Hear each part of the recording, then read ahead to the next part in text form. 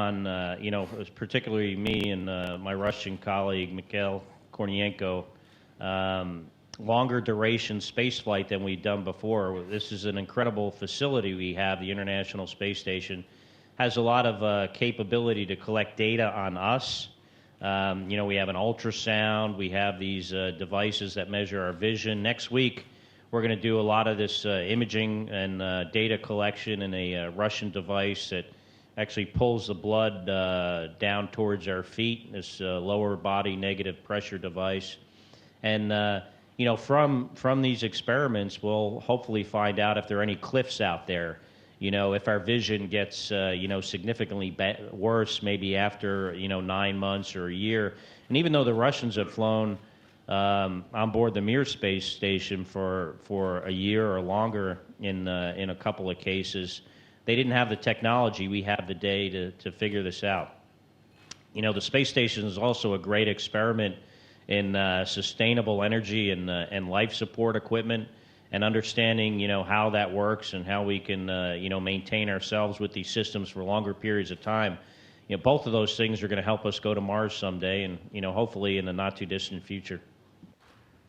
As part of what's happening, you're undergoing a twin study along with your brother here on the ground. Explain how that is working. Do you have any results on the twin study so far? Anything you can share, or won't any of this be known until after your experience is done and you analyze all the data afterward?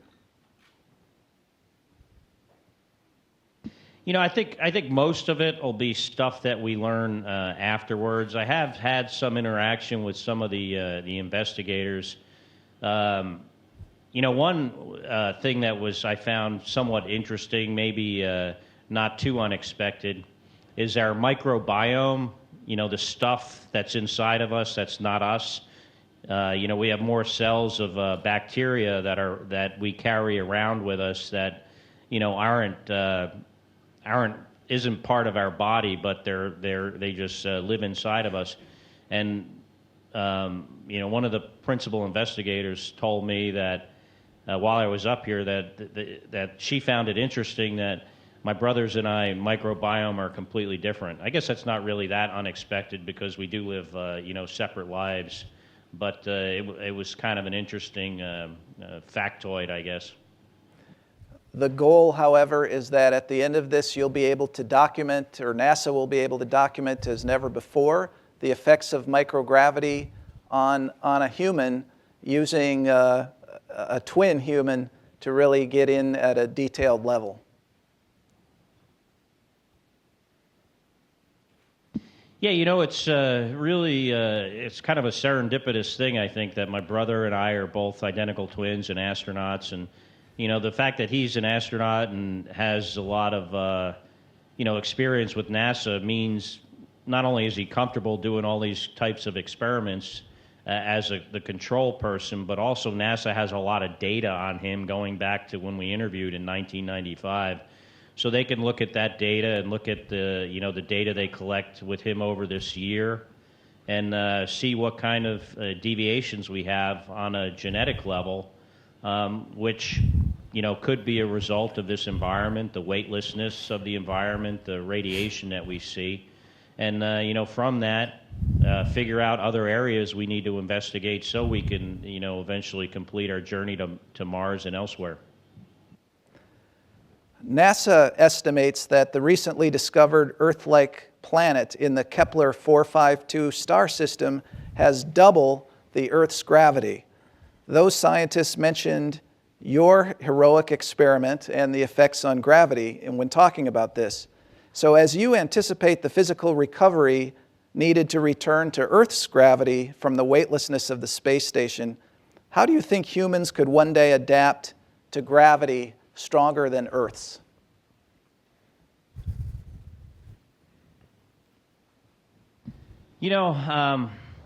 I guess, Charles Darwin proved that, the different species in general are very adaptable to their environment.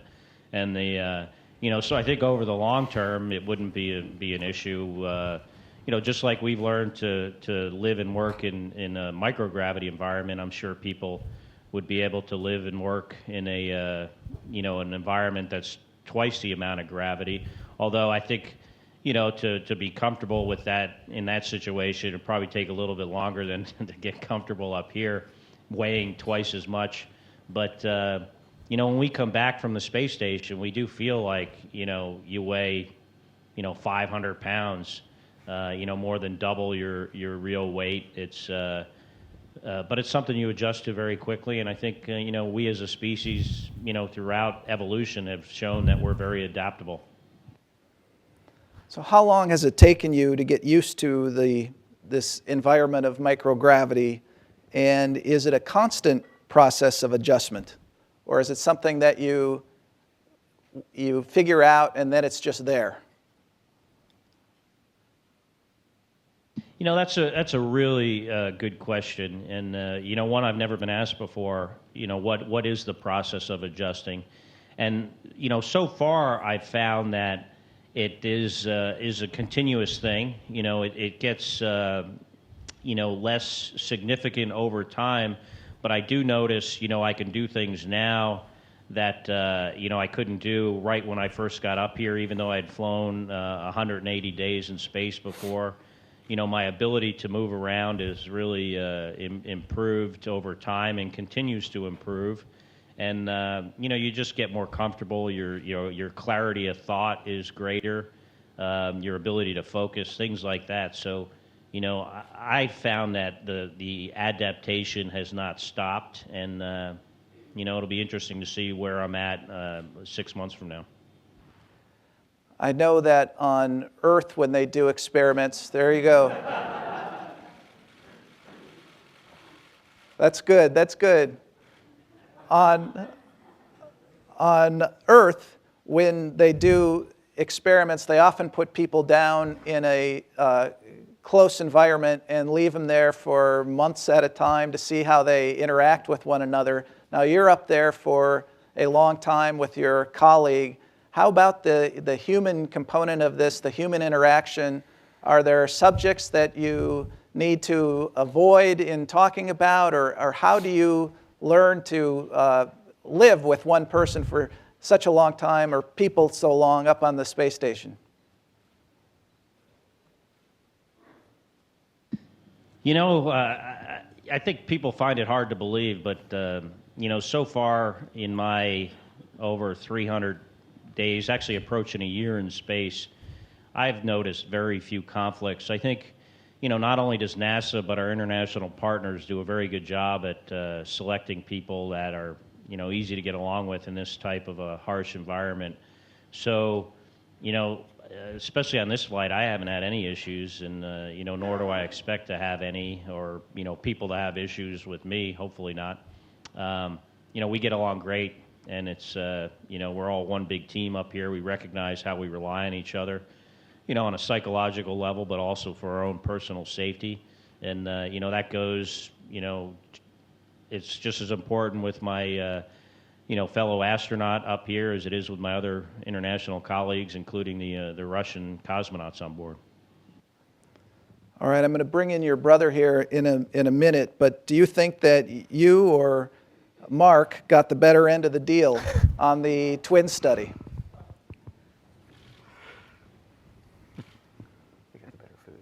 Well, I think it depends,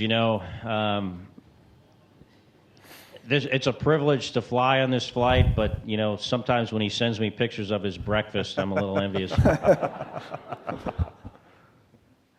And Mark, what would you say to your brother? What about breakfast? Sure. Well, I talked to him yesterday, and we caught up on a few things. There's a phone on the space station, so we can communicate other than, this kind of setting. I was interested in what you thought about the Houston Texans' first performance yesterday. Well, fortunately, it's a long season, so I'm very optimistic they'll improve. I think there's areas where they need to. But regardless of how they do, I'm a huge fan and feel fortunate to have football season here and have something to look forward to on the weekends. I had a quite good another question for Scott. I think people might find interesting. So in space, you could see he's got his legs down, right? But he's not standing. So his feet are actually under a handrail. And I always think it's interesting, actually, what happens to your feet in space. So maybe you can share, if you're comfortable, sharing that with folks. Yeah, so we don't really use the bottom of our feet much. And so over time, any calluses you have on your feet kind of fall off. And, after about 5 months up here, you have baby feet. But then you have a big callus on the top of your toe, big toe, that because you use that to move around. When I got back from my last flight, I was, a few days after the flight, I was getting a massage at one of those massage chain places because I was pretty sore in other, certain areas. And the masseuse says, she goes, you have the softest feet I've ever felt in my whole life. And my response was, thank you. I'm very proud of them. Scott, this is obviously probably the start of what will be a long experience of long human spaceflight missions as we contemplate Mars and beyond in our future. You've been up there about halfway now to your full year stint, but do you have any advice that you'd give to future astronauts who are going to be spending a long duration in space? Anything you've learned so far that you'd pass on to them? I was fortunate that I had flown, almost 6 months my previous flight, so I sort of knew what I was getting into. But, despite that, I did have, certain, apprehensions having to go into something that was going to be more than twice as long. And so I intentionally, thought about ways for me to get to the end of this with as much energy as I had in the beginning. And part of that is having a good balance between work and rest. And I intentionally don't work at the same pace I did last time I was up here, where, I felt like I could go, at 100% speed, for the full 6 months. I can't do that. So I consciously, try to throttle myself back a little bit at certain times and have a really good balance between, work and rest. And that's what I would encourage anyone who, attempts to spend this amount of time in this type of environment, is you just have to pace yourself. So in the remaining time you have up there, as I said, you're about halfway. What are you most looking forward to in the next 6 months or so up there?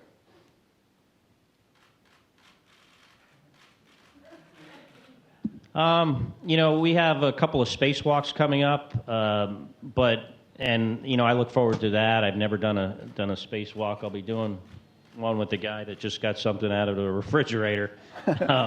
So we both look forward to that, and that'll be a challenge for the two of us.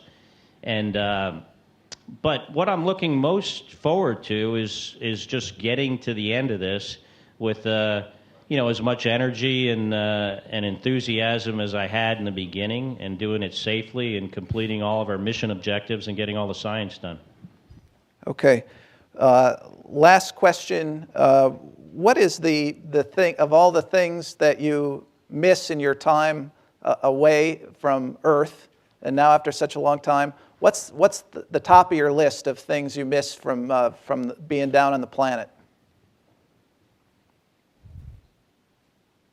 So after being with other people, people you care about, your family, your friends, just going outside. I mean, this is a very closed environment. We can never leave. The lighting's always pretty much the same. The smells, the sounds, everything's the same. So, even I think most prisoners can get outside occasionally, in a week, but we can't.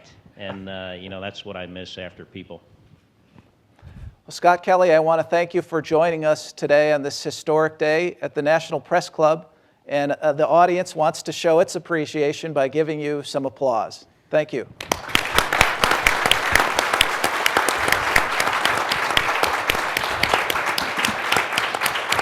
My pleasure.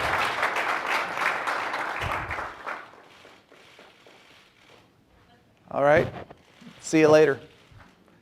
Somebody passed up a question, and maybe it was one of our news. Bye-bye. And maybe it was one of our news photographers in the room. Thank But you. That concludes our event. there were some large cameras in the pictures, telephoto lens type cameras. Are those to take pictures of Earth, or what are those used for? Yeah, those are for Earth. The lab where Scott was has a very large window. It's very high quality. Sometimes we have experiments in there that take pictures of farm fields, how those are used, or different experiments. But when we don't have the experiment blocking the window, we can grab the camera and take pictures. And Scott's been really good. I had a tendency to take like big picture views where you could see the Earth and the limb and space and stars. And Scott was a big fan of getting that big, gigantic 800 millimeter telescope and zooming in on stuff on the Earth. So it's one of the favorite things we do in space is take pictures of Earth.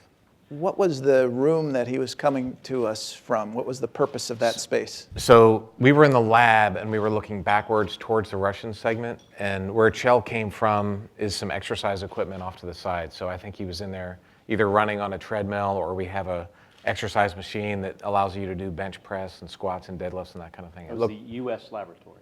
Yeah. Okay, the U.S. laboratory. And how would you avoid, he mentioned missing going outside. What would you do to avoid being stir crazy up there? It was funny when, I think it was right after Scott got there, when Samantha and I were there, I missed Earth, and the Russians actually were sending up audio clips of rain and wind and birds and stuff. So there was one weekend where every laptop, the station has 100 laptops, and we put this rain sound. So it was like raining in the station for the whole weekend. It was pretty cool. Everywhere you went, it just sounded like, rain. That was good. So that's one way to cope with it. Right. Mark, I talked with your brother about the twin study. What is your role in the twin study here on the ground, and how much time does it take? How often are you being tested and the like? Yeah, so far, my role has been to provide samples, blood, saliva, other things I'm not going to go into, and be there for MRIs and ultrasounds, and even some experiments. Sometimes I'll be laying in some kind of contraption. I don't even know what they're trying to figure out. I'm just like, do whatever you need to do. So it's providing data over an extended period of time.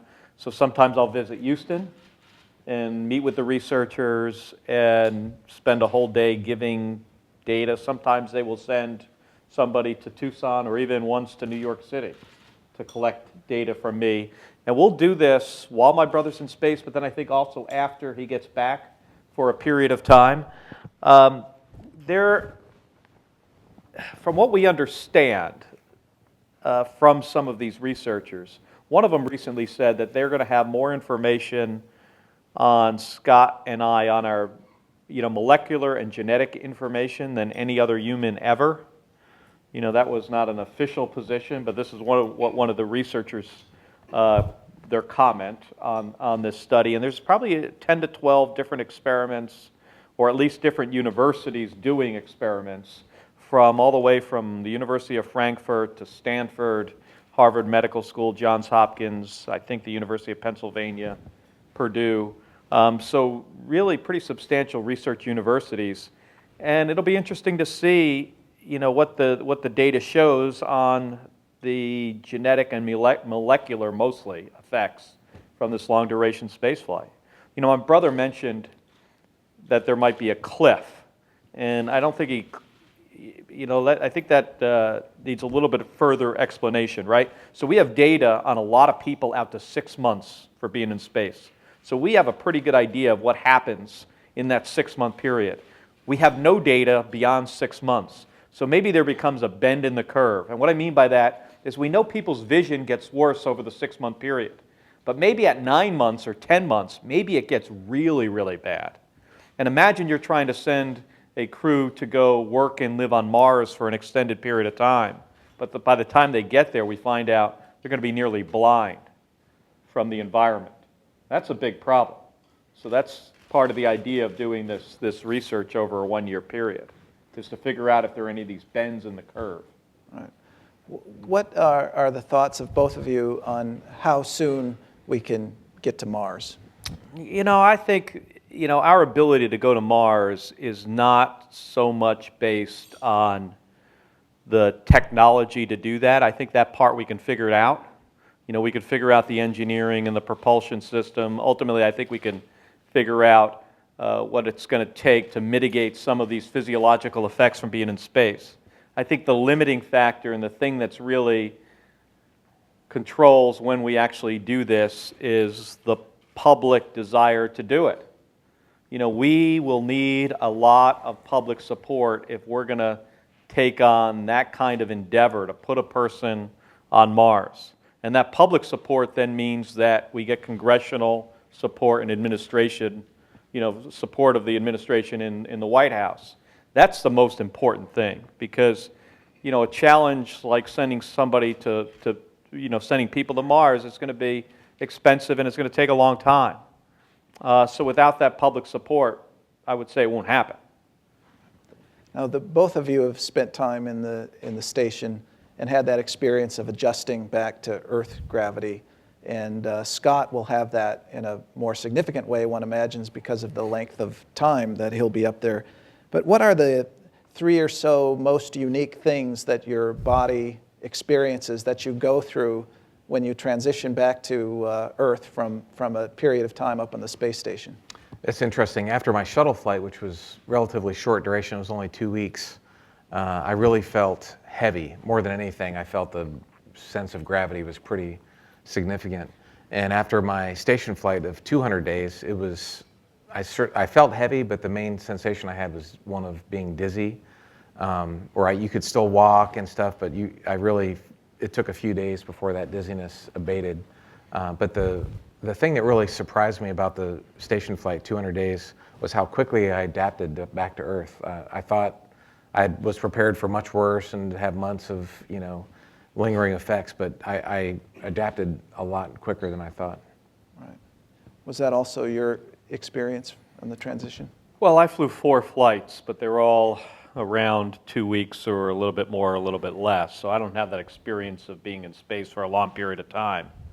But my observation has been that when you're flying a space shuttle mission, it is like a 2-week train wreck of trying to operate and get everything you need to complete in this very short period of time. So you have a lot of crew members working very fast. You don't have a lot of time to exercise. It's important to exercise in space. So on a space shuttle mission, I'll exercise like 2 or 3 times. Where you have space station crew members, even though they're in space for 6 months, they're doing a significant amount of exercise almost every single day. So I think that's what really helps. I think that's probably why you acclimated, pretty well after 200 days in space, and it probably didn't feel a lot different than being in space for just a couple of weeks. It's probably because of the amount of exercise and the amount of work you're doing, during that time in space. I think both of you would agree that the technology is imaginable on getting to Mars. What happens with our astronauts once they get there? How do we handle the making it so astronauts can live there? How difficult will that be? And do we have any idea how long they'd be able to stay before coming back, or would they just not come back? Are we going to see that in a movie here in about like a week or so? Yeah. You gotta wait to see the movie. You can read the book also.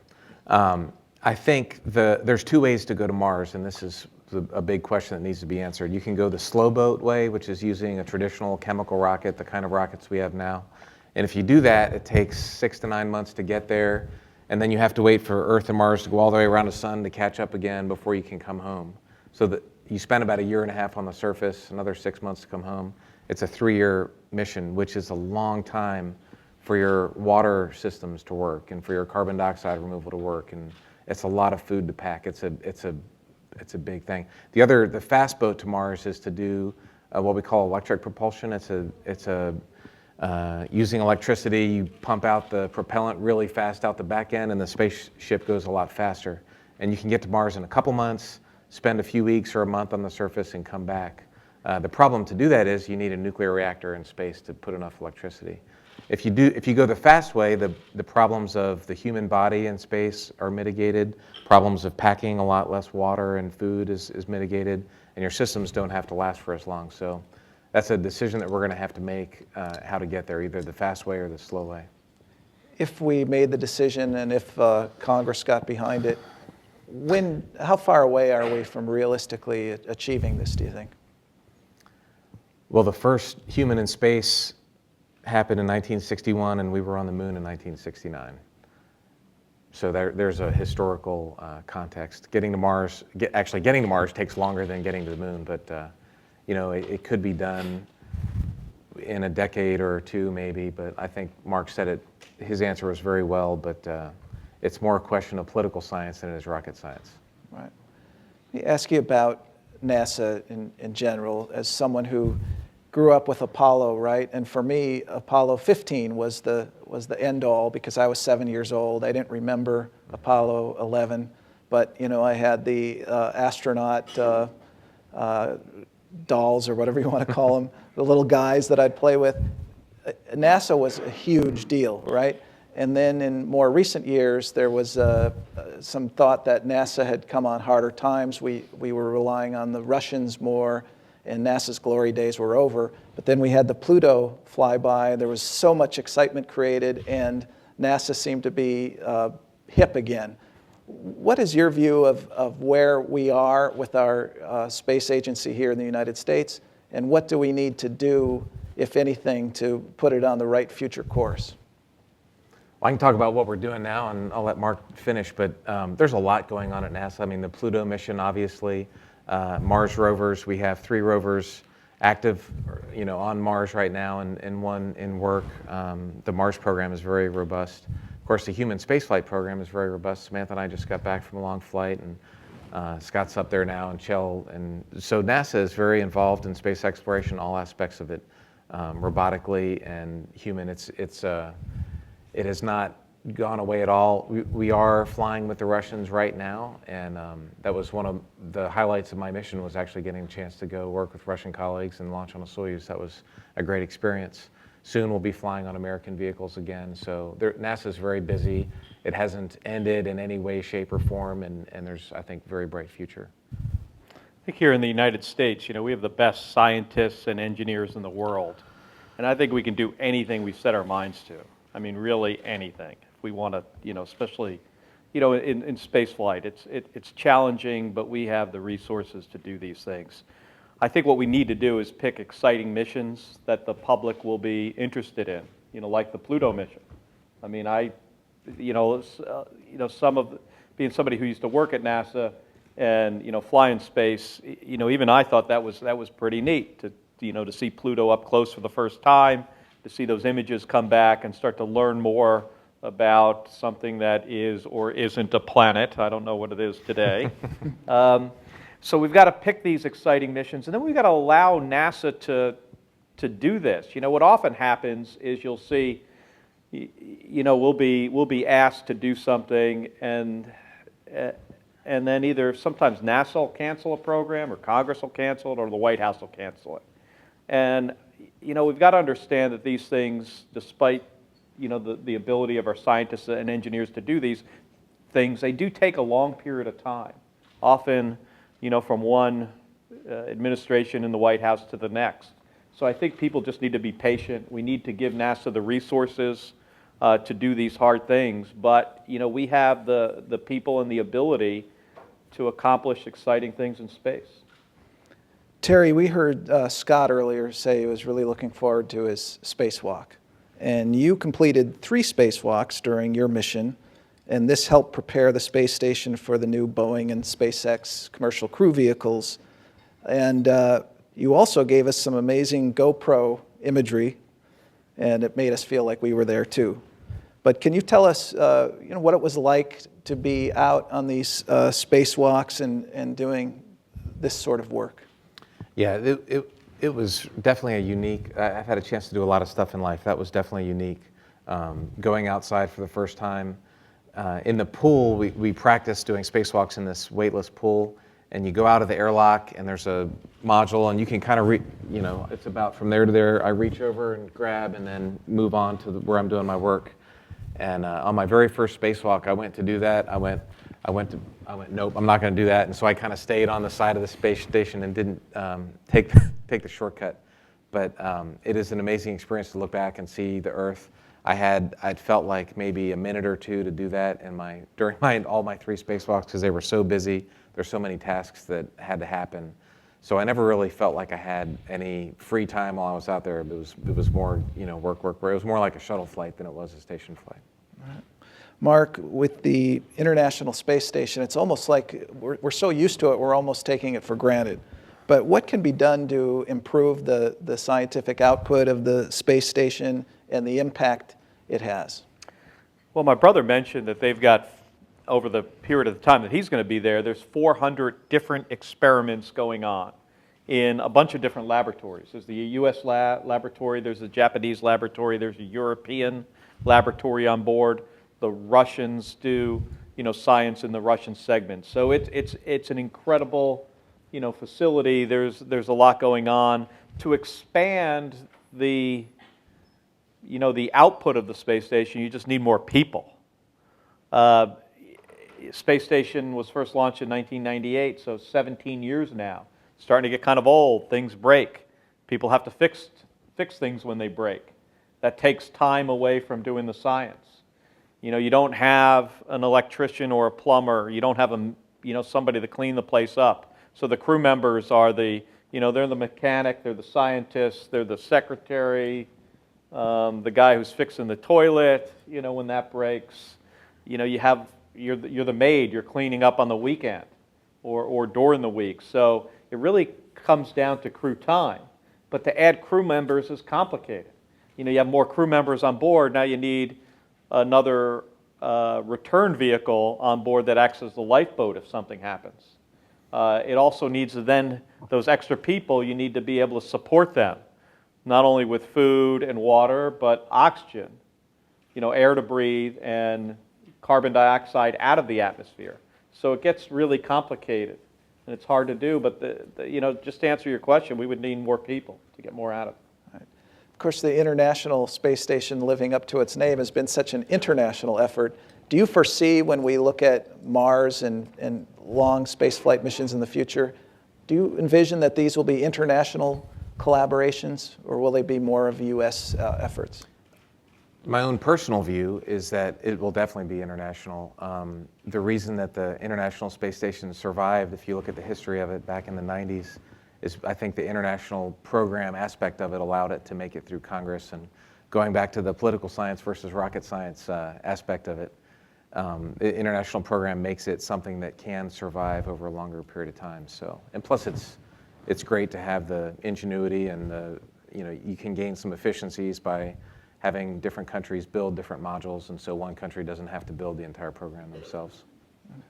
Somebody passed up a question about Elon Musk, who recently talked about Mars and using a thermonuclear device as an option to make Mars more habitable. Any thought or comment on that? I saw that in the newspaper. I don't know the science behind nuking a planet. But I will tell you, Elon's a very smart guy, and he does think outside the box. And when you look at what he's been able to accomplish, not only with SpaceX launching cargo to the International Space Station, hopefully people here pretty soon, an incredible car company, a big solar company. I mean, he tends to know what he's talking about, but I don't know the science behind nuking the planet. Another person in the audience here writes, U.S.-Russia relations are tense on Earth but seem very productive in space. What can leaders on Earth learn from your cooperation aboard the International Space Station? Well, I can definitely second that motion. It was relationships in space and on Earth.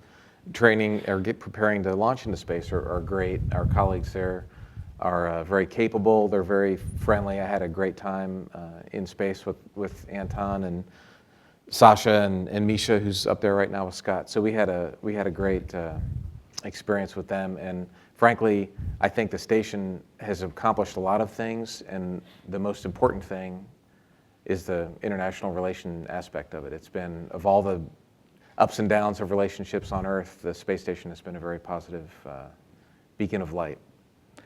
So Terry, you were on the space station during experiments with 3D printing. Mm-hmm. Please describe the benefits of this technology for deep space missions in the future and for the space station now, if there are any.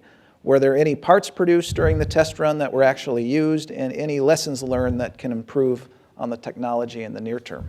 I should let Samantha answer. This was her baby in space, but yes, the 3D printing is a great concept in that you can imagine going to Mars. Your closet is going to be full, and you're limited to one bag only, and so you can't bring all the tools that you need. And if you could potentially print out parts or tools, for example, that could really save on the amount of mass that you have to launch.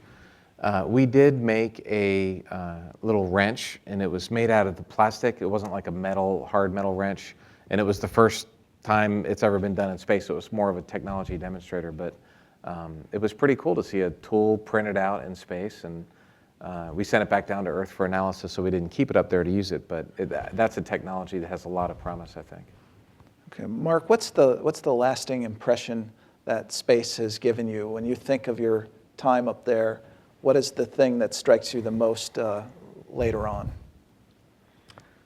Well, I think, what became very obvious to me in 2001 during my first space mission was that we live on an island in a really unforgiving environment. You look back at the Earth from a distance, and you have very few people on board the space shuttle and space station. And we've got 7.5 billion people on this round ball just floating there in the blackness of space. We really have no place else to go. And that becomes that was pretty striking and pretty quick, observation by my part, and I imagine by other astronauts that fly in space. So it gives you, I think, a little bit more of an appreciation for, our planet and what it does for all of us, and the need for us to consider that and take care of it. Right.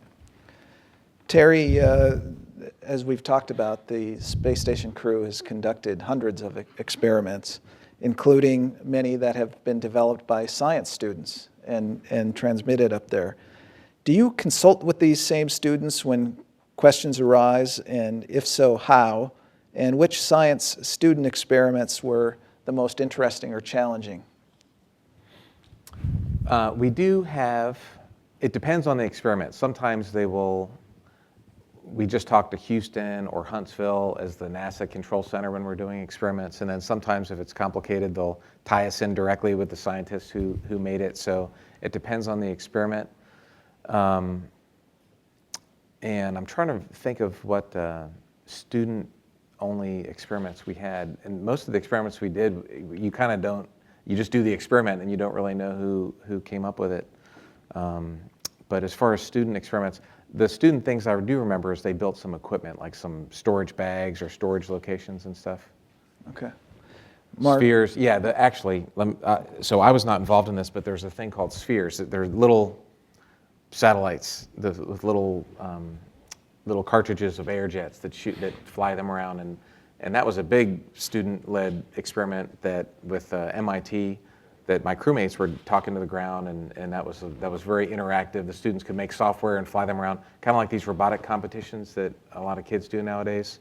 Only this was a satellite in space competition that they were flying around. Right. Mark, I mentioned earlier relying on others for transport up to the space station. Do you think ending the space shuttle program before there was a replacement slowed the U.S. space program? In other words, was it a good transition, or could we have done better? So we had the Columbia accident happen in 2003, and after Columbia, there was a joint decision made to retire the space shuttle because we realized that if we continued to fly it, over another decade, we'd probably lose another spacecraft and a crew, and we didn't want to do that. So this was a decision that was made by the White House, by Congress, and by NASA, including the astronaut office. This was the right thing to do, to retire the space shuttle. What it allowed us to do is speed up the development of what the next spacecraft was going to be.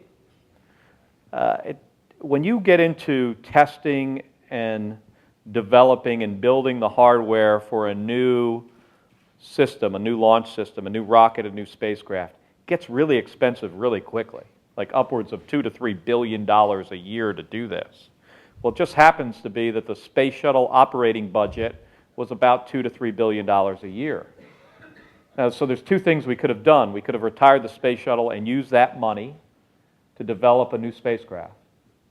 Or we could have gotten $2 to $3 billion more out of Congress and the White House to develop a new spacecraft at the same time. Well, NASA's budget's only about $19 billion.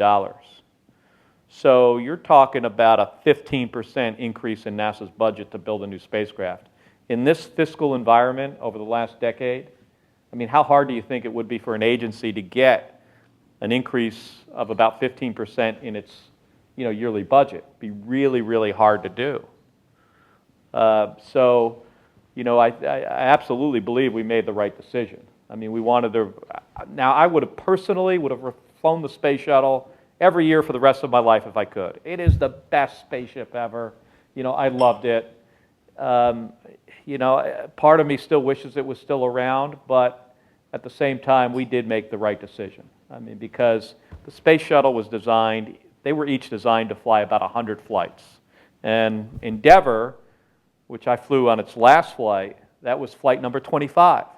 So they were designed to fly about 100 flights, but they were not designed to fly for 30 or 40 years. And that's the issue we were dealing with.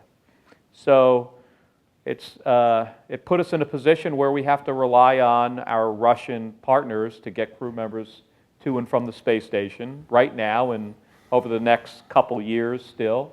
But we'll be back flying U.S. crew members on U.S. rockets from U.S. soil here in no time, and I think it puts us on a good path going forward. So either one of you, if you were Congress or the President, where would you focus our resources for NASA? Would it be on a Mars mission? Would it be on missions like what the Pluto flyby, going back to the moon, the space station? Where do we need to put our focus? We do everything. Do it all? Yeah, if it was up to me. Yeah. But what if you didn't have unlimited resources? What would you prioritize? That's harder. Yeah. I'll let Terry ask. Let the active astronaut active duty. No, I think NASA does not have just one. I would not focus on just one thing. NASA has a broad mission to do both aircraft research and also robotic space exploration and human space exploration. So I would divide it up. Okay. Terry, you stayed connected to Earth through your favorite pastime of baseball when you were up there. So as I understand, you set out to photograph every major league ballpark from orbit, and you posted many of these images on social media. Did you get them all? Where did that end up? I got almost all, and the coast stadiums are pretty easy to get. Like Baltimore is easy to get, DC is easy to get, the New York stadiums, Boston's very easy, San Diego. It's when you get to the middle of the country it gets tough because there's nothing obvious around Kansas City. It's hundreds of miles of flat or St. Louis or Cincinnati. So the ones on the corners were very easy to get, and the ones in the middle were a little bit tougher to get. But I think I did get them all. I still need to go through some files and double check some of the ones in the center of the country because I didn't have time.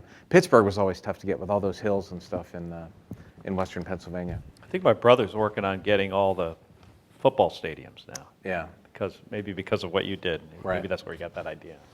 Okay, before I ask the final question, I have some housekeeping. I want to remind people in the room that our astronauts will be available down the hall for stand-up interviews immediately after this program concludes. I also want to remind you that the National Press Club is the world's leading professional organization for journalists.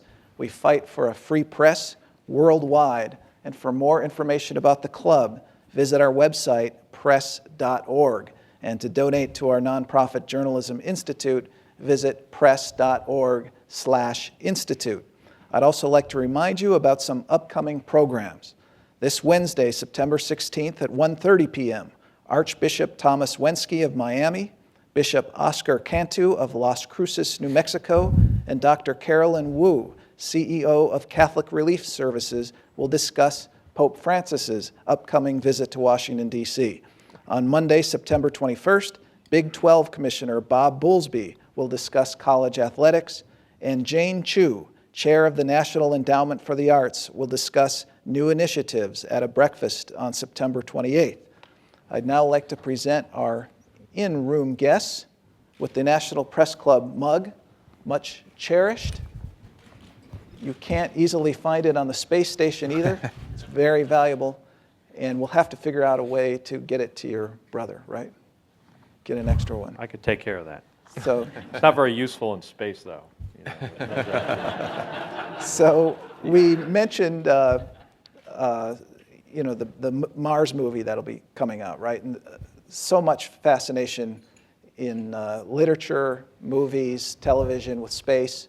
I myself, of course, Star Trek junkie, grew up that way. How about you guys? Could each of you tell me what kind of science fiction you enjoy, if any, and what you think about the movies and the science fiction that you see out there, either in books or on TV or in the movies, starting with you, Terry? Yeah, I've always enjoyed it. When I was a kid, of course, Star Wars was the big thing, and I loved that. And I remember reading Arthur Clarke as a teenager, and that was he wrote some great stuff, really cool. Watching 2001, there's a space station in Earth orbit, and it's a lot of. I watched that when I was in space, and I thought a lot of the stuff came true. 50 years later.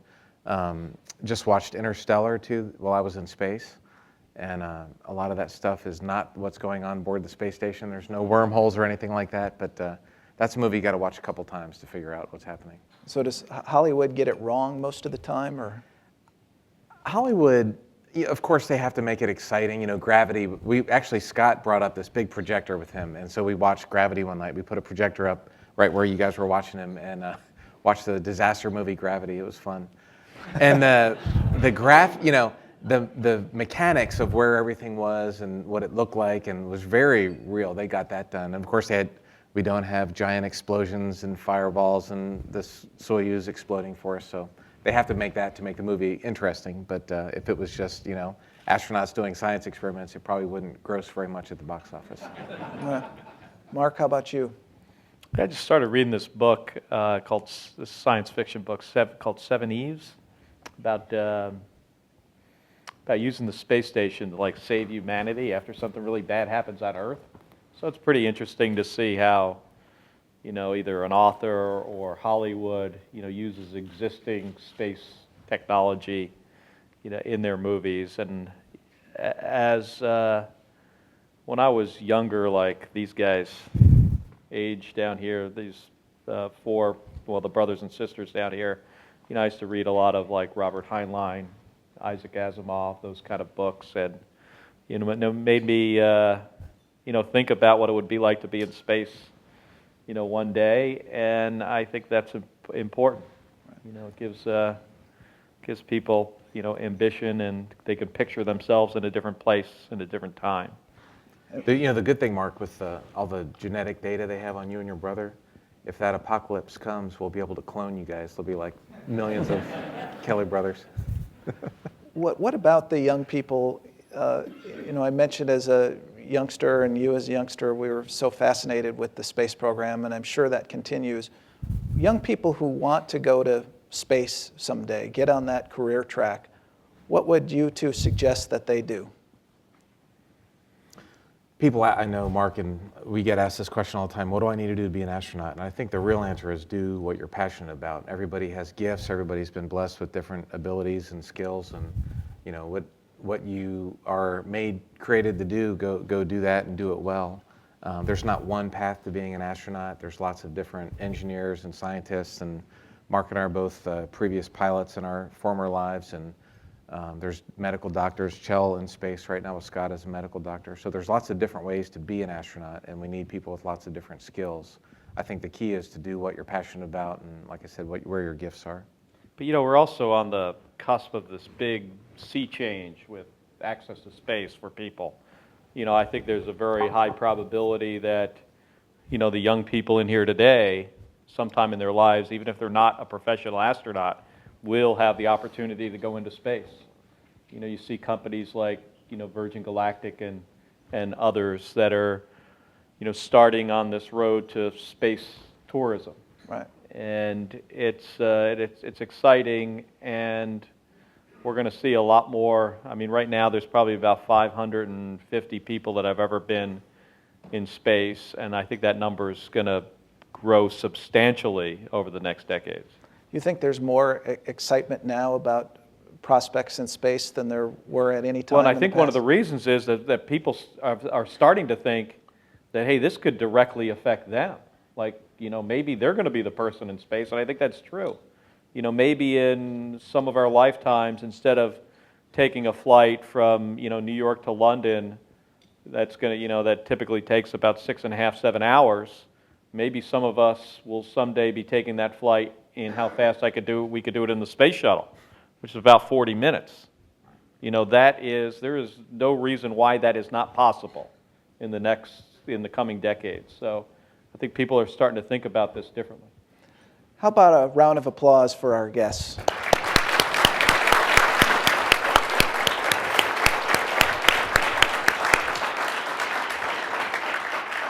I want to thank our National Press Club staff, including the Journalism Institute, for their work on today's program. If you would like a copy of this program, go to our website, press.org, and that's where you can also learn more about the National Press Club. Thank you so much for attending today. We are adjourned.